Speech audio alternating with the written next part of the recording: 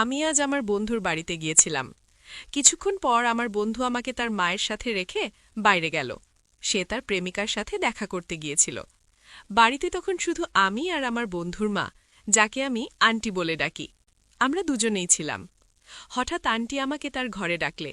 সেখানে যাওয়ার পর আমি তাকে কিছুটা অন্যরকমভাবে দেখলাম। আমি অবাক হয়ে গেলাম, কারণ সেই মুহূর্তে তার আচরণ কিছুটা অপ্রত্যাশিত ছিল।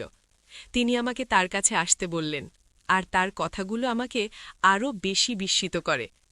তিনি হেসে বললেন, এখন আমরা তো একা আছি। আমার ছেলে তার প্রেমিকার সাথে দেখা করতে গেছে। আমাদের এই সময়টা কিভাবে কাটানো উচিত? তার কথা শুনে আমি কিছুটা বিস্মিত হলাম। কথাগুলো শোনার পর আমার মনে নানা ভাবনা উকি দিতে লাগল। আন্টি নিজে আমাকে প্রস্তাব দিয়েছিলেন, তাই আমি কিভাবে না করতে পারি? তাই আমি আন্টির পাশে বসলাম। তারপর আমি আন্টিকে, আমার নাম সুমন। সম্প্রতি আমি একটি ডিগ্রি কলেজে ভর্তি হয়েছি।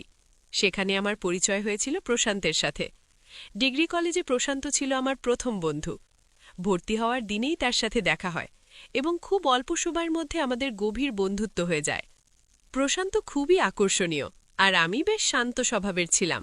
প্রশান্তের মতো একজন আকর্ষণীয় ছেলের সাথে বন্ধুত্ব হওয়া আমার জন্য একটি বিশেষ ব্যাপার ছিল।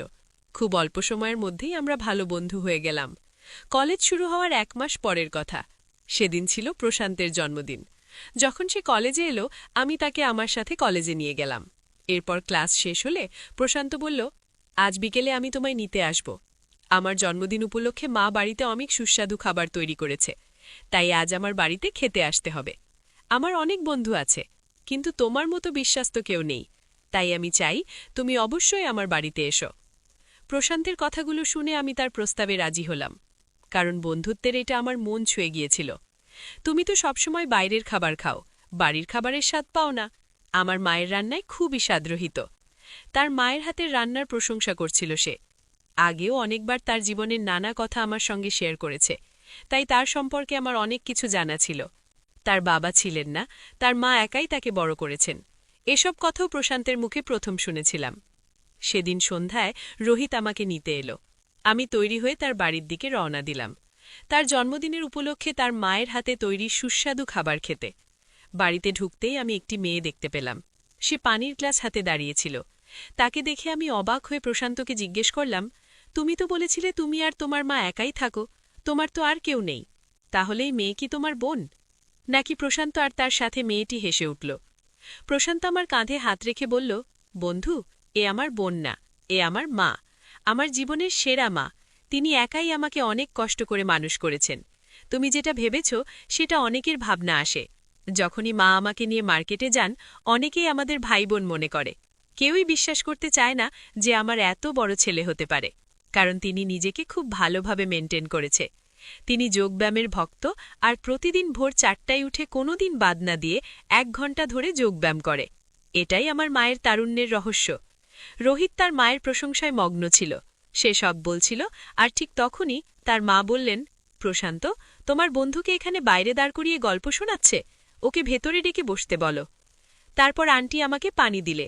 কিছুক্ষণ পর আমরা খাবারের জন্য বসে পড়লাম। সত্যি বলতে আন্টির হাতের রান্নায় অদ্ভুত স্বাদ ছিল। তিনি প্রশান্তের জন্মদিন উপলক্ষে শাহী পনির, হালুয়া, কচুরি সহ আরও অনেক পদ তৈরি করেছিলেন। যখন আমি তাদের বানানো শাহী পনির খেলাম, তখনই মনে মনে ঠিক করে ফেলেছিলাম, আজ আমি আর পুরি তো খেয়েই ছাড়ব। আমি খুব আনন্দ নিয়ে খাচ্ছিলাম, আর প্রশান্ত আমার পাশেই বসেছিল। হঠাৎ প্রশান্তের ফোন বেজে উঠল। তার কিছু বন্ধুরা তাকে কেক কাটার জন্য ডাকে। সে সঙ্গে সঙ্গে যাওয়ার জন্য প্রস্তুতি নিলে। বলল, আমি বেশি সময় নেব না, একটু কেক কেটে ফিরে আসছি, ততক্ষণ তুমি আরাম করে খাও। আন্টিও বললেন, আগে ভালো করে খেয়ে নাও, খাওয়া শেষ করে যাও। বলে প্রশান্ত গাড়ির চাবি নিয়ে দ্রুত বেরিয়ে গেল। এরপর আন্টি এসে আমার পাশে বসালে। বসার সঙ্গে সঙ্গে তিনি আমার থালা আর পুরি তুলে দিলেন। আমি লক্ষ্য করলাম আন্টি আমাকে এক অন্যরকমভাবে দেখছিলেন এবং মাঝে মাঝে মুচকি হাসছিলেন। খাওয়া শেষ হলে আমি তাকে ডাইনিং টেবিলের বাসনপত্র তুলতে সাহায্য করতে শুরু করি। আমার কাজ দেখে আন্টি বললেন, তুমি তো একেবারে নিখুঁত ছেলে। প্রশান্তের মুখে তোমার নাম অনেকবার শুনেছি। আমার ড্যাশিং মতো একজন ছেলে তোমার মতো সরল ও সাধারণ বন্ধু পেয়ে খুবই সৌভাগ্যবান। আমি বিশ্বাস করি তোমার সংস্পর্শে থেকে প্রশান্ত তোমার মতো হবে। আন্টির কথা শুনে আমি হেসে দিলাম। এরপর তিনি আমার পরিবারের কথা জিজ্ঞেস করলে আমি তাকে জানালাম আমার পরিবার গ্রামে থাকে এবং আমি পড়াশোনার জন্য শহরে একা থাকি। আমরা কথাবার্তা চালিয়ে যাচ্ছিলাম। ঠিক তখনই প্রশান্ত ফিরে এলো। আমাদের কথা বলতে দেখে প্রশান্ত হাসতে হাসতে বলল, বন্ধু, মা তোমাকে খুব পছন্দ করেছে। আমি কখনো দেখিনি মা আমার কোনো বন্ধুর সাথে এত কথা বলে। সাধারণত মা কাউকে বাড়ির দরজা পর্যন্ত আসতে দেয় না। রোহিত কথা বলে যাচ্ছিল, আর আমি ঘড়িতে সময় দেখে মনে মনে ভাবছিলাম যে আমার যাওয়ার সময় হয়ে এসেছে। আমি প্রশান্তকে বললাম, ভাই, অনেক রাত হয়েছে, এবার আমাকে আমার রুমে ছেড়ে দে। রওনা হওয়ার সময় আন্টি বললেন, আবার এসো, আর পরের বার একটু বেশি সময় নিয়ে এসো। এই বাড়িকে নিজের বাড়ি ভাবো। তারপর আন্টি আমাকে আলিঙ্গন করলে আমি বুঝলাম তার আচরণে একটু আলাদা ছিল। তাকে বিদায় জানিয়ে রুমে চলে গেলাম। পরের দিন কলেজে প্রশান্তের সঙ্গে দেখা হলো।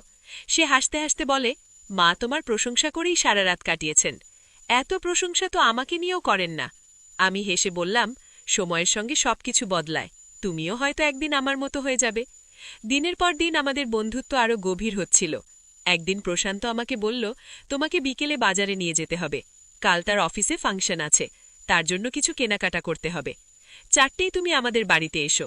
মাকে বাজারে নিয়ে যেও, কারণ আমি একটু ব্যস্ত আছি।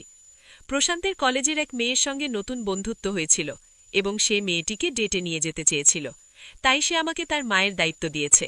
প্রশান্ত তার মায়ের সাহায্য করার জন্য আমাকে পাঠিয়েছে। কলেজে আমি সাধারণত বিকেল 4টায় ক্লাস শেষ করতাম, আর সেদিনও তাই হয়েছিল।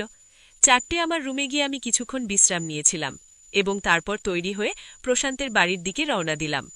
প্রশান্ত আমাকে তার বাড়ির দ্বিতীয় চাবি দিয়েছিল। সে বলেছিল, যদি মা বাড়িতে না থাকেন তবে বাইরে অপেক্ষা না করে তুমি চাবি দিয়ে দরজা খুলে ভেতরে ঢুকে বসে থেকো। আমি তার বাড়িতে পৌঁছে দরজায় কড়া নাড়ালাম এবং কয়েকবার ডোরবেল বাজালাম, কিন্তু ভেতর থেকে কোনো সাড়া পেলাম না। এমনকি মনে হলো ডোরবেলটাও ঠিকমতো কাজ করছে না।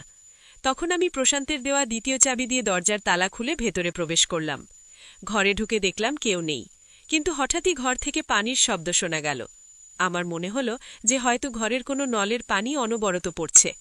পানির অপচয় যেন না হয়, তাই শব্দের উৎস খুঁজতে এগিয়ে গেলাম। শব্দের পিছু করতে করতে আমি একটি ঘরের সামনে এসে দাঁড়ালাম। বাথরুমের দিক থেকে হালকা পানির শব্দ শোনা যাচ্ছিল। দরজার কাছে এসে হাত বাড়াতেই দরজাটি খুলে গেল। সামনে তাকাতেই দেখি প্রশান্তের মা দাঁড়িয়ে আছেন। তিনি পুরোপুরি ভেজা, তার ভেজা পোশাক এবং চুল থেকে জল গড়িয়ে পড়ছিল। আমি যখন তার দিকে তাকালাম, তার সৌন্দর্য এতটাই মুগ্ধ হয়ে পড়েছিলাম। হঠাৎ দরজা বন্ধ হওয়ার শব্দে আমি বাস্তবতায় ফিরে এলাম। বুঝতে পারলাম প্রশান্তের মা আমাকে দেখে আবার দরজা বন্ধ করেছেন। আমি ধীরে ধীরে হেঁটে ঘরের দিকে গিয়ে বসলাম। কিছুক্ষণ পরে তিনি ঘরে এলেন এবং জিজ্ঞাসা করলে, তুমি এই সময় এখানে কিভাবে? আমি তাকে সব কথা খুলে বললাম এবং ক্ষমা চাইলাম। তিনি বললেন, এতে কিছুই হয়নি, আমি মোটেই বিরক্ত হইনি। তার কথা শুনে আমি কিছুটা বিব্রত হলাম। তিনি বললেন, তুমি এখানে কয়েক মিনিট অপেক্ষা করো, আমি একটু রেডি হয়ে আসছি। এরপর তিনি নিজের ঘরে গেলেন এবং কিছুক্ষণ পর সাধারণ পোশাকে ফিরে এলেন। তবুও তিনি এত সুন্দর লাগছিলেন যে আমার চোখ ফেরাতে পারছিলাম না। তিনি এসে আমার কাছে বসলেন এবং আমার চুলে হাত বুলিয়ে বললেন, তুমি এত কি ভাবছ? তিনি বললেন, চলো তাড়াতাড়ি করো, সন্ধ্যায় ফিরে এসে আমাকে রান্না করতে হবে। ওনার কথা শুনে আমি নিজেকে সামলে নিলাম এবং তার সাথে বাজারে যাওয়ার জন্য বেরিয়ে পড়লাম। বাইকে ওনার ওঠার পর তিনি 2 হাতে আমার কাজ ধরে বসলে। আন্টি যেখানেই যেতে চাইছিলেন আমি তাকে সেখানে নিয়ে যাচ্ছিলাম। বাজার থেকে বাড়ি ফিরে তিনি বললেন, আজ থেকে যদি আমাকে বাজারে যেতে হয় আমি তোমাকে নিয়ে যাব, কারণ তুমি কোনো আপত্তি করো না। যেখানে আমি বলি তুমি সেখানে নিয়ে যাও, এতে আমার কাজ দ্রুত হয়ে যায়। না হলে তোমার বন্ধু প্রশান্ত আমাকে দোকানে নামিয়ে রেখে নিজে বসে থাকে, আর আমি পায়ে হেঁটে বাকিটা বাজার করতে হয়।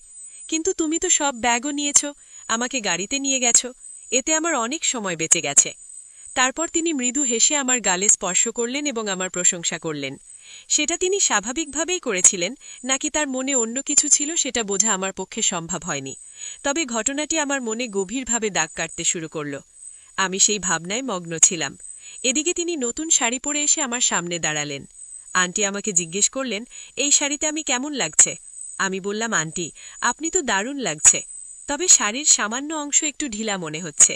আমার কথা শুনে তিনি বললেন, সম্ভবত পিছনের ফিতে বাঁধা হয়নি, তুমি কি একটু সাহায্য করবে? আমি তাকে ফিতে বাঁধতে সাহায্য করলাম। কাজ শেষ করে সামনে দাঁড়িয়ে দেখলাম তিনি চোখ বন্ধ করে একদম শান্তভাবে দাঁড়িয়ে আছেন। আমি ডাকতেই তিনি চোখ খুলে মুচকি হেসে বললেন, কেমন লাগছে?